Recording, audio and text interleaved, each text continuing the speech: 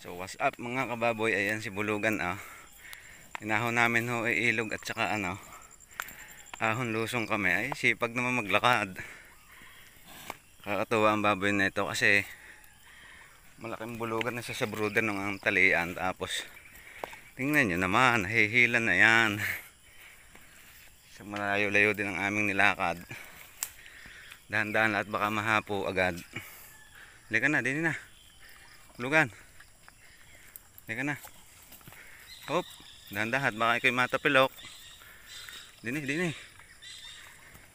Halika na. Nanginginain ng damo. Dali, malapit na kita sa patag. Halika na. Pagod ka na ga. Yo. Halika na, malapit na tayo sa patag. Dini. Okay. Yan. Kaya mo yung lupak na yan. Ang bait naman ng bulugang aray. So hiniram ko guys doon sa may-ari at ako may pabubulugan. Ito ay ako may alaga kaya ito masunurin sa akin. Sa layaw. Wala kasing matinong dadaanan kami. Kaya hila-hila lang. Allah. Mabait. Oh, nasa kapatagan na. Yay! Allah. Yo, tumulin pa maglakad. Saan ka tayo pupunta? So ayan mga kababoy. Oh, wag nang tatakbo. Papakita ko na lang sa inyo pagka nandoon na kami at may bubuluganin na. Kababoy, doon pa. Yo, doon ko po dadalhin si bulugan sa amin. So dito ang daan. So, napakalayo. Halika na. Lapit-lapit na rin tayo. Kakakalhati na. Ang kasi pag maglakad ay. Dini siya daan nata. Lulusot kita din sa pader. Sipag maglakad. Ay.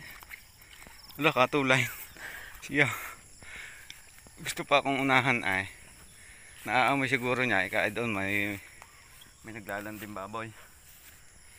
Kaya tutulinan ko na. Hop, dahan-dahan dyan sa mabitak. Dahan-dahan dyan. Yun. Oh, bait talaga ng bulugang arindot. Nahulog ang aking lapit na kita din sa pader.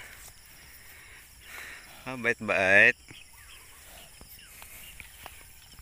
Kababoy, nandito na si bulugan. Yan na, umay ka na ni bait. Oh, wala agad ay. Yan na, siya. Welcome home. Halika.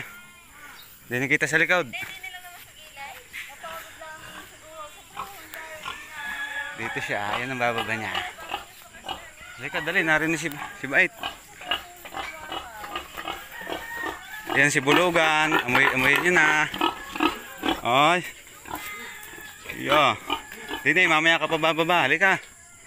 Dini kita. Oh, pahinga muna ikaw.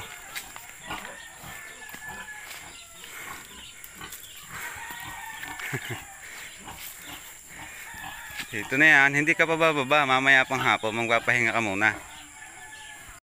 So ayun mga kababoy, pinakakain ko si bulugan. So ayun, yung aking isang inahin na kanyang kakastahan mamayang hapon. Yan, pinagpapahinga ko lang. Para mamayang hapon ay ready na siya. Ayan. Napakabait. Biglang tumatakbo habang naglalakad. So pero first time niyang lumakad ng ganong kalayo. Kalibasa itong baboy na to ay tingnan naming mabait at saka yung hindi masiwasiw. Kaya nung matalian siya ay pag hinilay lalakad nga agad. Bulugan. Mamayang hapon ikaw ang bubulugan ha. Oo daw. Tumango mamaya yun nandoon si katabi ni Dora. So naglalandi po yung aking inahing baboy. Kaya siya mamayang dadalihin na rin. Sobrang taba ay hihingal-hingal naman doon sa manggahan at napapagod din. Han. Mamayang hapon eh, kondisyon ka na, nakapamahinga na. So ating pababanatan si Bait. Si Mama Pig Bait na makulit. Ayun ha. Ayun. So naaamoy din nga talaga ng mga baboy ang bulugan. Kaya yung mga inahin biglang nagtatayuan sila, naamoy nila si bulugan. Ganito lang talaga ito pag kumakain, binubuhat yung pakain niya kahit saan. Ayan. Nanibago siya sa bagong lupa, lakas kasi dun sa kabila. Dito ay pagkit ang lupa. So ayan mga kababoy. So mamaya ay akong bibidyohan yung